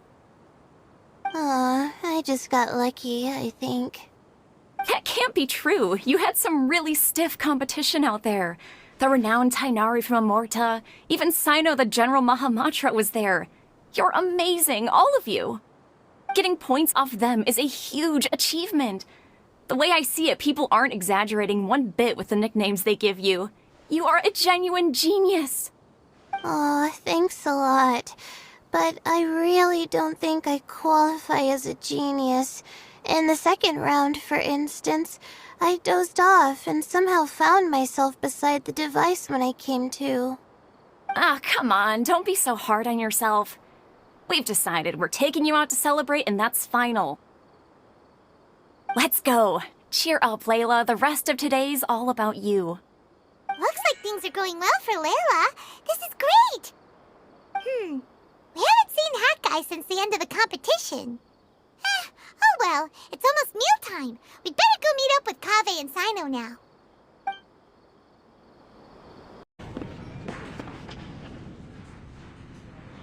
Are you sure you have enough to cover this? Don't blow it all at once. Don't worry. I budgeted very carefully, and this is well within my means. Anyway, I've lost count of how many times you've treated me. It's high time I return the favor. Oh, Traveler, Paimon, over here! Ooh, look at all this! Good food, here we come! I heard that you went to see the other contestants. How's everyone doing? Faruzan found herself a student, and Layla's classmates are bowled over by how well she did. We couldn't find Hat Guy, though. Who knows where he's gone? Al-Haytham's gone missing in action, too. Huh. The one time I'm actually in a good enough mood to treat him to a nice meal, he disappears without a trace. That guy. Where the heck could he have gone? I still have questions about that note he left. Well, whatever. He can do what he wants. Now, let's eat.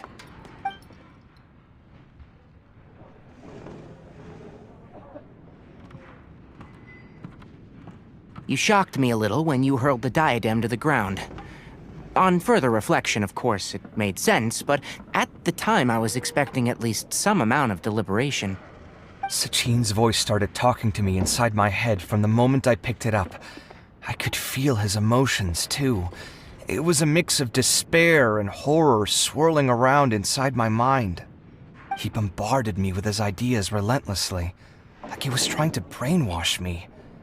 It gave me a splitting headache that only got worse as he went on. Like I was saying at the time, his views are not necessarily completely without value. But if all his research does is lead to misfortune, then we're probably better off without it. If his forbidden research were to spread in a harmful form and cause people to suffer, the Mantra would step in and ban it.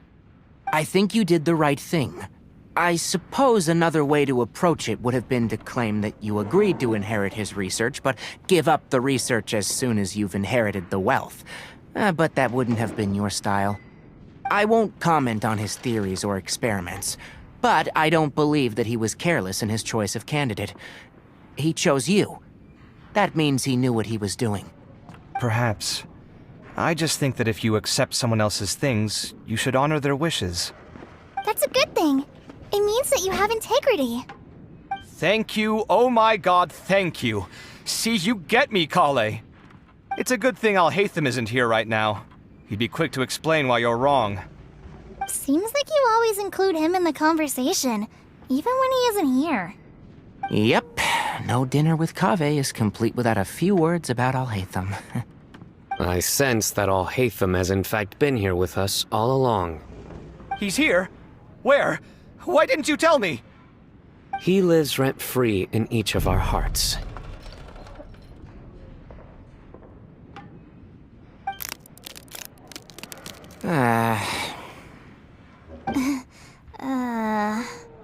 Oh, that was horrifying. It literally sent chills down my spine. Good thing you didn't say that before we started eating. That would have killed the mood in a heartbeat. All right, enough about Al-Haytham. Tainari, did you achieve what you wanted out of the championship? I did, in the first round, in fact. Word of mouth proved very effective. I spoke to a handful of people, they told their friends, and so on. Now, a record number of people have signed up to attend the next lecture. Oh, are you free next month? You should come along, maybe even say a few words. About what? I don't know the first thing about anything Amorta related. Just play to your strengths. For instance, you could talk about the distinguishing features of rainforest architecture, or ask everyone not to chop down too many trees the next time they're building a house. Oh, well, that's no problem. Sure, I'll make time. Has everyone had enough to eat? I can order more if anyone's still hungry. I'm full. Thanks. Paimon's super full, too. If only we could eat like this every day. Yeah, we should do this more often. Work will always be there, but seeing friends is important too. This is a good restaurant. Let's definitely come here again. Sounds good. We should pick a few other places as backup options, though. There are other good places around here, too? Oh, and don't forget to invite us if you go. There's nothing we love more than good food. Kaveh? Well, it looks like this Inter-Darshan Championship's a wrap. All that stuff with Sachin and the diadem got sorted, too. Have you still got anything else on your mind? Oh, right! Yeah, Sachin said that he placed his research materials at somewhere beginning with but Kaveh smashed the diadem of knowledge before he could finish! It might be dangerous if someone finds his old research stash, right? Where do you think it could be? Holy smokes, you're right! He said he spent all the time researching in the desert, didn't he? So it's very possible that that's where he'd leave all his